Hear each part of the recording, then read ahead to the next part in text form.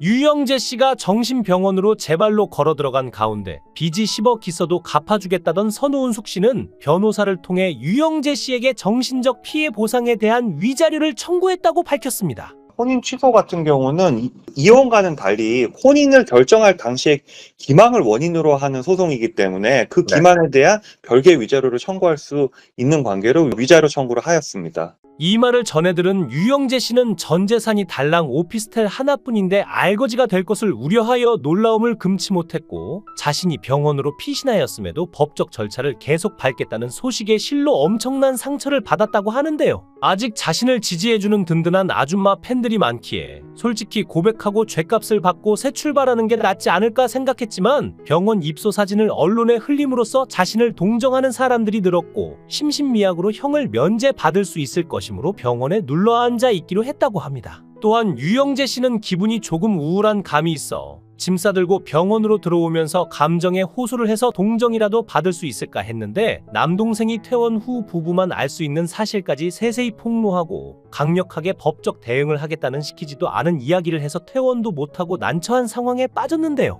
우리나라 사법부는 공소 사실을 부인하면 대부분 불구속 상태에서 재판을 받고 다른 나라에 비해 범죄자들에게 유독 관대한데, 괜히 인권국가로 불리고 인권이 중요해서 법이 개판이 되었다는 소리가 그냥 나오는 게 아니죠. 특히 심신미약자들에 대해서는 편의를 봐준다는 것을 알 수 있는데, 병원에서 유영재 씨와 의사들 간에 벌어진 소동에 대해 자세히 알아보겠습니다. 선우은숙 씨가 27일 저녁 동치미 본방송에 출연해 이야기를 나눴는데요. 동치미는 원래 토요일 오후 11시 20분에 방송하는데, 여기에 나와서 당신 왜 나는 찬밥 취급해? 라는 주제로 패널들과 이야기를 하는 그런 모습이었습니다. MC 박수홍이 여기에 찬밥들 나온 거냐고 묻자 선우은숙은 난 찬밥이었나 봐요라며 고개를 숙였고, 박수홍은 찬밥 하나 인정이라며 웃었고, 최은경은 하지 말라고 했죠. 좀 밝은 표정이었고 말도 굉장히 조근조근 잘하는 그런 모습이었는데, 이걸 보고 또 오해하시는 분이 계실 것 같은데, 이건 선우은숙 씨 언니에 대한 논란이 터지기 전에 녹화된 방송입니다. 선우은숙 씨를 동치미에서 보기 불편하다 하차시켜라고 하시는 분도 계시는데, 여러 패널들이 참여해서 촬영을 진행하는데 이미 녹화해 놓은 걸 선우은숙 씨 한 명 때문에 영상을 폐기할 수는 없는 노릇이죠. 또한 제작진은 시청률에 문제가 생기면 가차없이 자릅니다. 제작진이 눈치 보느라고 말을 못하는 게 아니라 화제거리가 되고 시청률이 더 올라가니 그냥 두는 거죠. 선우은숙 씨는 결혼 생활이 불행했던 사람이고 나이 먹어도 연애할 권리, 행복할 권리가 있습니다. 단지 사람 보는 눈이 부족했을 뿐인데요. 유영재 씨는 저 얼굴에 사몬에 사실혼에 양다리에 바람이라니 어이가 없긴 한데, 벼도 익을수록 고개를 숙이는데 남자도 나이 들수록 자기 관리를 잘해야 노년에 망신을 당하지 않습니다. 본인이 죄가 없고 억울하면 조사를 받으면 될 일이고 매도 얼른 맞는 게 좋다는 말이 있죠. 유영재 씨가 긴급 입원을 했는데 자세히 보면 일단 짐이 굉장히 많고 장기 입원하겠다라는 속내가 딱 보이는데, 하루 이틀 입원하고 나올 게 아니라는 거죠.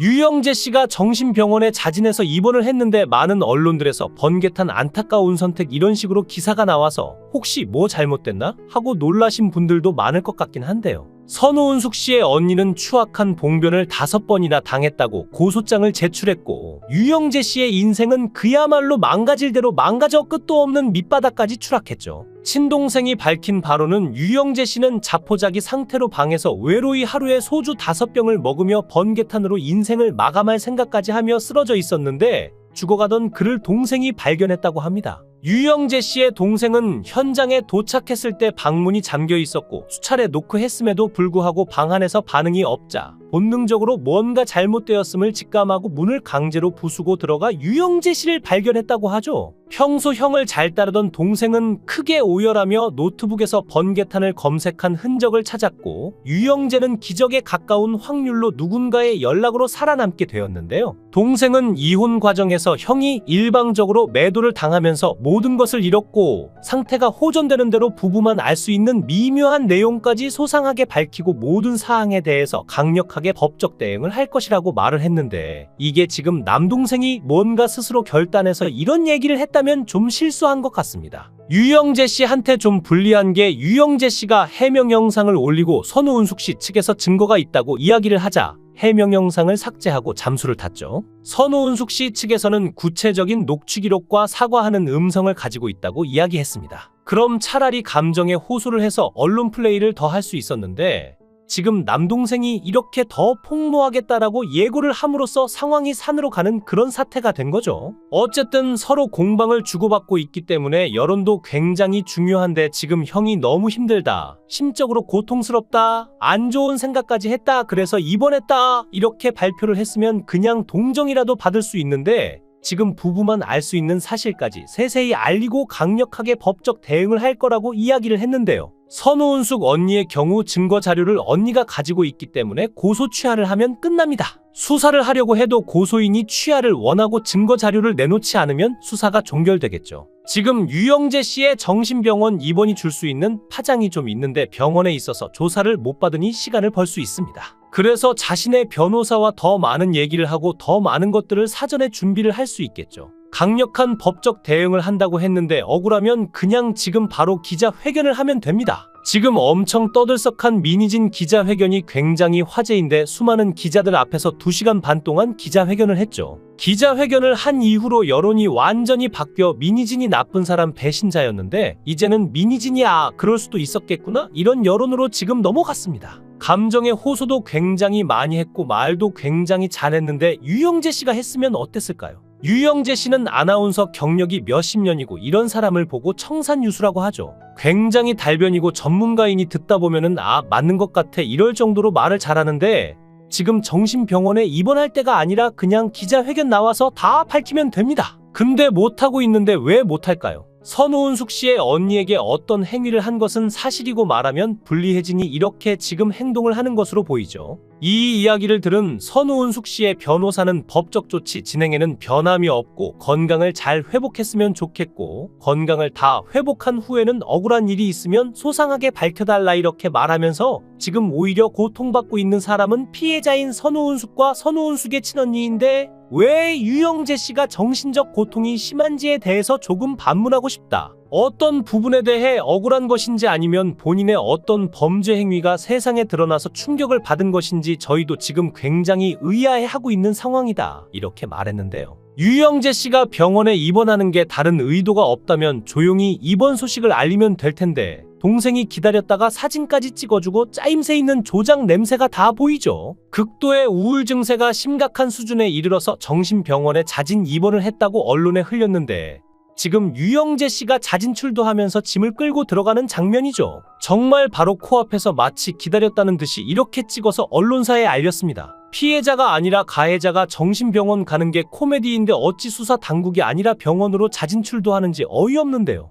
유영재 씨가 저지른 일은 집안일을 하며 몸이 스친 정도가 아니라 차마 입에 담기 어려울 정도인데 실제 부부 관계에서도 이 정도의 행동은 과하다는 얘기가 나올 정도라고 하죠. 선우은숙 씨의 언니는 인간으로서 존엄을 위해 언론에 구체적으로 밝히지 말아 달라고 요청까지 했는데 그 몹쓸 짓은 한 차례가 아니라 무려 5차례 장기간에 걸쳐서 일어났다고 합니다. 또 녹취 파일의 존재에 대해선 유영재 씨가 둘의 이혼과는 별개로 선우은숙 씨의 언니에게 전혀 사과를 하지 않았고 그래서 연락을 취해 따져 물었다고 하는데요. 그러자 유영재 씨는 본인의 행동을 인지하고 있지만 성적인 의도가 아니라 언니가 외로워 보여서 그랬다는 변명을 한 녹취 파일이 있다고 합니다. 현재 제주도에서 거주 중인 선우은숙 씨는 정상적인 생활을 하기 힘들 정도가 됐고 공황장애가 와서 식사조차 못하고 있다고 하는데 몸과 마음이 철저하게 붕괴된 상황이며 공황장애 약을 입에 달고 살고 있다고 전했죠. 특히 피해자인 친언니의 상태가 훨씬 더 심각한데 선우은숙의 언니도 정신과를 다니며 약을 먹고 있고 굉장히 불안해하고 초조해하고 있다고 합니다. 노년의 나이에 제부한테 몹쓸 짓을 당했다는 수치심과 피폐해진 정신 상황 등으로 인해 선우은숙 씨보다 증상이 더 심각하다고 하는데요. 손가락이 부러졌는지 밥도 못 챙겨 먹으면서 살다 참별꼴을 다 보는데 어찌 처형을 넘볼 수 있을까요? 진짜 말이 안 나오고 정말 언론에 노출되어 있는 사람이 앞으로의 인생을 어떻게 살려고 이렇게 막 나가는 건지 할 말이 없습니다. 술 먹고 팬 아줌마들한테 하는 짓거리를 선우은숙 씨의 언니에게 했다니 언니분이 얼마나 수치스러웠을까요? 선우은숙 씨가 혼절하고 충격을 받아서 제주도로 간 것은 사실혼 사몬 때문이 아니라 바로 언니에게 사실을 전해 듣고 충격을 받아서였고, 그래서 이혼도 결심했다고 하죠. 진심을 다해서 유영재 씨를 믿고 지지했던 선우은숙 씨의 언니에게 몹쓸 짓을 해놓고 그 이유에 대해서 외로워 보여서 그랬다, 이렇게 얘기했다고 하는데 이게 변명이라고 하는 말인지도 모르겠는데요. 우리나라 말은 다 하기 나름이고 해석하기 나름인데 입만 번지르르하게 살아있다 했는데 선우은숙 씨 덕분에 많은 순진한 여자들을 구했죠. 선우은숙 씨가 방송에서 유영재 씨는 집에서 홀딱 벗고 지낸다면서 가사 도우미도 싫다고 집에 들이지 마라고 했는데 이유가 있었네요. 정말 TV에서 유영재 씨가 선우은숙 씨에게 하는 행동을 안 봤으면 못 믿을 뻔했는데, 자기 엄마보다 늙었다고 하고 탄력이 없다고 옆구리를 쿡쿡 찔러댔는데 방송에 나와서 유영재 씨가 집안에서 어떤 짓을 하는지 보여주길 잘했습니다. 사몬이라 하니 유영재 씨가 살아온 방식이 여자한테 빌붙어서 립서비스 하면서 살다가 본색이 드러나면 이혼하고 또 다른 적당히 맹한 여자 찾아 빌붙고 그러지 않았나 하는 의심이 드는데요. 사몬이건 사혼이건 그건 문제될 게 전혀 없지만 양다리는 진짜 용납도 용서도 안 되는데 어떻게 동거녀가 장례를 치러러 간 그 짧은 시간 동안 그렇게 일사천리로 해치울 수 있었을까요? 게다가 아플 때 보호자가 되어주겠다고 꼬셔서 혼인신고를 해놓고 정작 선우은숙 씨가 아플 때는 짜증을 내고 집을 나가서 새벽에 들어왔다고 하는데 멀쩡한 아들을 두고 본인이 지켜주겠다고 해놓고 따뜻한 위로 한마디 없었다니, 선우은숙 씨는 밥만 실컷 해주다 이혼한 꼴인데요. 유영재 씨가 장기 입원을 계획하고 짐을 잔뜩 챙겨들고 입원했지만 우울증이 아니라는 의사진단에도 병원에 있겠다는 유영재 씨의 행동에 담당 의사는 어이없어 했다고 하는데요. 솔직히 고백하고 죗값을 받고 새 출발하는 게 낫지 않을까요? 이영하는 젊어서 유모 여인으로 세간에 오르더니 선우은숙은 유영재로 인해 노년에 참 안타깝습니다. 유영재가 선우은숙과의 결혼이 재혼이 아닌 사혼이라는데 이에 따라 유영재와 선우은숙의 결혼이 무효로 처리될 가능성도 제기되고 있죠. 선우은숙의 순수한 저희는 나이 들어 재혼도 행복해질 수 있다는 재혼전도사의 소명의식을 갖고 계신 듯 보였지만 이번에 또 이혼 소식을 전하며 2번 이혼한 여자로 안타까운 소식을 또 한 번 전하게 되었습니다. 모쪼록 안타까운 결정을 내린 선우은숙과 유영재의 앞날에 이제는 좋은 일만 있기를 기원하겠습니다. 영상을 끝까지 시청해 주시고 귀한 시간 내주셔서 대단히 감사합니다. 구독, 좋아요 꼭 부탁드립니다. 더 좋은 영상으로 보답하겠습니다. 거원행